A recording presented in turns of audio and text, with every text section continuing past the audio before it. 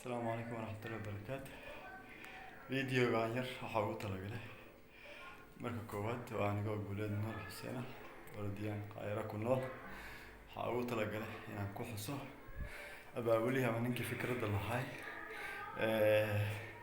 نو كان أنا مرت 60 كيلومتر أرض ما عند حرية ده ولكن عبد الله أداد المحسنية حكلوا مرت برامجك إلى وضع قدومي تقدر هداي الدكتور عبد القادر عداي يولارك عبد الكريم iyo coachkeena cabdi ishaaq iyo dhalinyaro kale marka masha Allah dhowr maalmood baa nooga dhiman ala ordo hala dadaalo wixii macluumaad wixii su'aala diyaar baan u nahay inaan ka jawaabno mar walba xilli walba